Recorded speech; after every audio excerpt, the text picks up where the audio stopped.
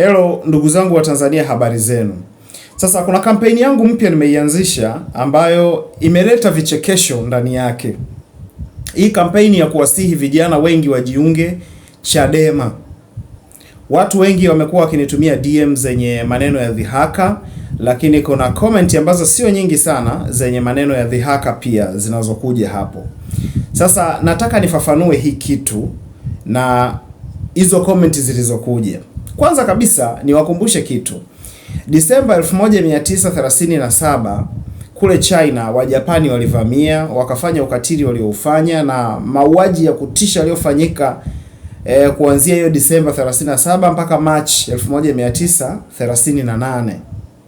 Wakati wa harakati za kishenzi za Mjapani alizokuwa akizifanya kwa Wachina, wanaharakati wa Kichina walijigawa kwa aina tofauti tofauti kuhakikisha wanapambania haki za taifa lao. Kwa kila mkoa, kila jamii walijitengeneza kwa walivyojua kupambania haki. Na mimi hivi kwa mfano, wakati wa harakati hizi za haki nilianza TikTok kwa video za TikTok na tukafanya mengi mpaka kuhamisha, kupeleka kwa akina nani, TikTok kukajaa, tukaplani vitu vingi kwa namna tuliyoweza kwa upande wa social media kufikisha hizo taarifa kwa Watanzania wenzetu ambao labda kuna vitu walikuwa hawavijui afu sisi tayari tumekwisha kuvijua. Sasa kwa nini nimeweka mazungumzo haya hapa mwanzoni mwa video hii wakati lengo ilikuwa ni kuzungumzia haki za Chadema? Kuna message ambazo zimekuja, mojawapo ni message iliyosema kwamba ilikuwa inaongelea kwamba unaijua, alikuwa ananielekeza kwamba unaijua vizuri katiba ya Chadema. CCM ni wazuri sana. Akaisifia CCM kadri alivyoweza na akaiponda Chadema kwamba itakapokuwa madarakani itakuwa mbaya zaidi kuliko CCM.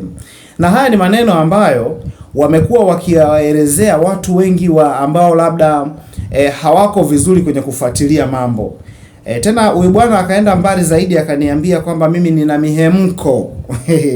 Nafanya vitu kwa mihemko kwamba hao Chadema watakuwa wabaya kuliko CCM. Ngojeni niwaambie ndugu zangu ambao nyie labda kwa namna moja au nyingine mnaweza mkawa mnashawishika kwa haraka. Kwanza kabisa, mtu anayeongea maneno haya ni mtu asiyekuwa na pointi ya msingi ya kunielezea. Kitendo cha kuambia watu jiungeni Chadema, hiyo ni moja ya mbinu kama walivyofanya Wachina, kwamba kila mtu kwa mkoa wake alitengeneza mbinu anaohisi hii inaweza kuwa ya ukombozi kwa taifa lake. Mimi nimekuwa na mbinu za live TikTok, baadaye nikaona mitandao ya kijamii mingi inahitaji mazungumzo haya, tukaja YouTube na vitu vingine kama hivyo. Baadaye nimekuja na mbinu ya kugundua kwamba hawa CCM siku zote wameishi wakitutambia kwamba wana mamilioni ya watu kwenye chama chao.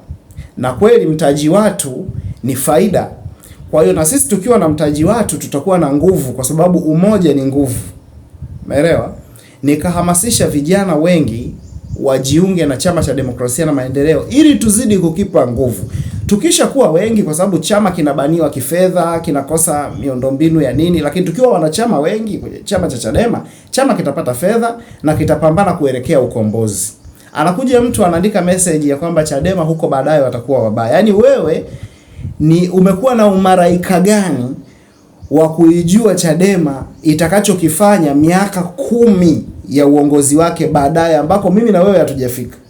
Alafu unadiriki kunitumia message inbox kuniambia mimi sina akili nzuri kwa sababu Chadema watatuferisha huko baadaye. Sasa mimi na wewe nani ana akili nzuri? Kwa sababu mimi sijui hata kesho yangu, lakini wewe unaijua kesho ya Chadema. Sikieni niwaambie kitu kimoja. Chadema ni chama tu kama ilivyo CCM. Sio kwamba ukiingia Chadema akija kufanya mabaya huko baadaye tutashindwa kumzungumzia, naye tutamsema, ikibidi tutamkataa. Tunachokiangalia sisi sasa hivi ni nini? Yule anayeangalia mawazo tulionayo ndiye wa kwetu.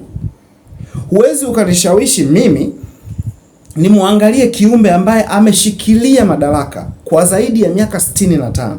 Tukiwa na dhahabu, tuna bandari, tuna madini ya kila aina, lakini bado tuna watoto wanakwenda na majivu shuleni kwa ajili ya kumwaga chini. Majivu yanatumika kama kibao kujifunzia kuandika a e o u. Huyu Chadema hajawahi kushika madaraka, lakini kwa ule ubunge wao tu waliokuwa wanaupata kwa mititi na vurugu, tunaona kuna shule zilijengwa, tunaona kuna mapambano waliyasemea kwenye majimbo yao. Na waliokuwa wakiwakwamisha sio wao kuwa wabunge kwa wakati huo ndio walikwamisha maendeleo ya majimbo yao, rahasha. Maneno ya hao CCM yalikuwa yanasema, hatuwezi tukapeleka maendeleo kwenye jimbo lisilokuwa na CCM tukalipa kipaumbele, wakati kuna majimbo tupeleke maendeleo kwenye jimbo la Chadema ambalo sio la kwetu, alafu tuache kupeleka maendeleo na kutoa kipaumbele kwa majimbo ambayo yanaongozwa na wabunge wa CCM. Kwa kauli fupi iliyokuwa ikisemwa, huwezi ukachukua chakula cha watoto ukaenda kuwapa watu wengine kabla hujawapa watoto wako. Hizo ni kauli za viongozi wa CCM akiwemo John Pombe Magufuli. Sasa jiulize, watu waliokuwa wananyimwa chakula na kutengwa kwa sababu wao ni Chadema, wakiwa wabunge, lakini waliweza kupigania hata hicho kidogo mlichokipata wakati wa utawala wao. Vipi hawa watu wakishika madaraka kamili? Hicho ndio kitu ambacho mimi ninakiwaza, lakini wewe unawaza kwamba Chadema atafanya maovu huko baadaye akishika madaraka. Baadaye wewe unaijua? Nikikuuliza saa moja baadaye la maisha yako, wewe unalijua? Jibu ni kwamba hujui. Hakuna anayejua kesho.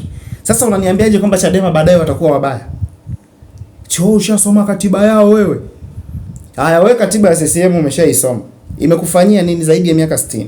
Wajua, sikia nikwambie kitu. Tunapoongea mnatuona kama watenda vurugu. Sisi ni watu tunaojua madhara ya vurugu. Tunajua madhara ya upotoshaji. Ukisema vurugu, sisi tumekuepo miaka ya nyuma. Mimi hivi vyama vyenyewe vya upinzani vinaungwa, mimi nipo duniani tayari.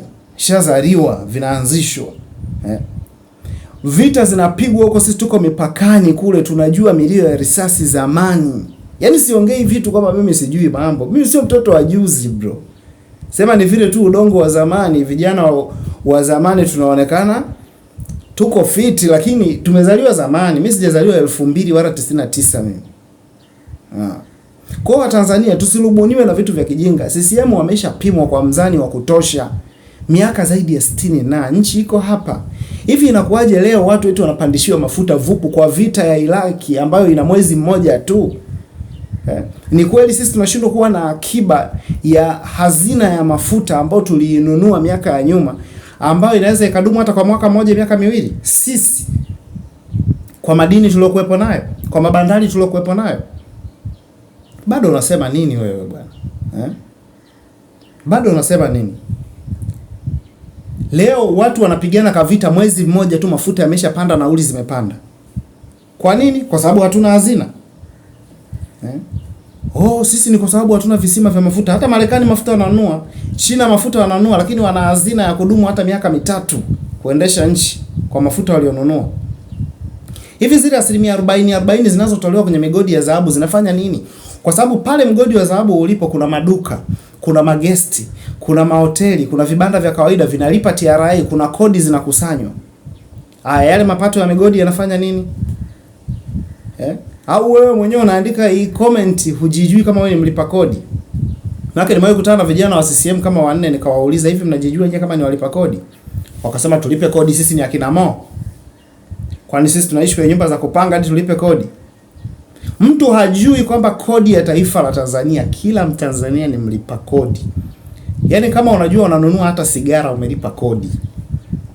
Hata ukinunua pipi umelipa kodi. Kwa hivyo kama ulikuwa unapenda kula pipi kwa shilingi 50, siku pipi moja ikifika shilingi 100, utakuwa kwenye maumivu ya pipi kupanda bei. Ile ni kodi imepanda. Mle kuna mishahara ya watu wote hao wanaofanya upuuzi. Mtu anayeogopa kujaribu ni yule mtu ambaye unakuta hata nyumbani kwao aliogopa kutoka nyumbani kwa wazazi kwenda kutafuta maisha kwingine kwa hofu ya kwamba nikienda kutafuta maisha kwingine nitaacha hizi biskuti na mikate ya kwa baba na mama. Ndio nyie. Lazima ukubali kubadilika. Maskini haogopi kujaribu. Hata Nyerere alisema. Anyway, tuendelee kusubscribe Mkobe TV, tuendelee kujifunza. Shuka kwenye comment, tuendelee kuelimishana. Mungu awabariki wa Tanzania, Mungu ibariki Chadema, Mungu awabariki akina Heche na Lissu.